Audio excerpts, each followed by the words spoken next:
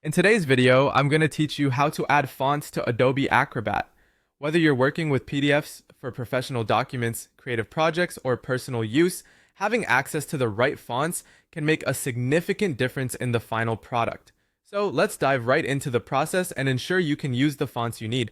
First, you'll need to download the font of your choice. Now, this is an important step as there are numerous sources available online where you can get fonts. Trusted sources like Google Fonts, Adobe Fonts, or Dayfont offer a wide variety of options. Generally, you'll be downloading a file type such as .ttf, which stands for TrueType, or .otf, meaning OpenType. These are standard font file types that are compatible with most systems. Once you've got your font downloaded, it's time to install it on your computer. The installation process varies slightly depending on your operating system. Let's start with Windows. Begin by locating your downloaded font file and then right-click on it. You should see an option labeled Install or Install for all users. Choose that, and the font will be installed on your system.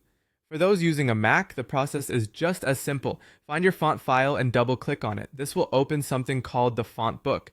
In the font book, you'll see an Install Font button. Click this button to complete the installation process on your Mac. Now that your font is installed on your computer, you'll need to restart Adobe Acrobat. This step is crucial because it allows the software to detect any new fonts that have been added to your system. A simple restart should suffice. However, sometimes a complete system restart may be necessary if the fonts aren't appearing immediately.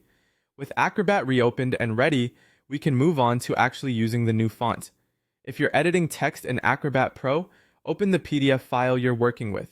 Navigate to the Tools tab and select Edit PDF. This will allow you to click on any text within your document. After selecting the text, look for the Font drop-down menu. In the Font drop-down, you should see a list of all the fonts available on your computer, including those you've just installed. Simply choose your newly added font from the menu, and it will apply to the selected text within your PDF. And there you have it.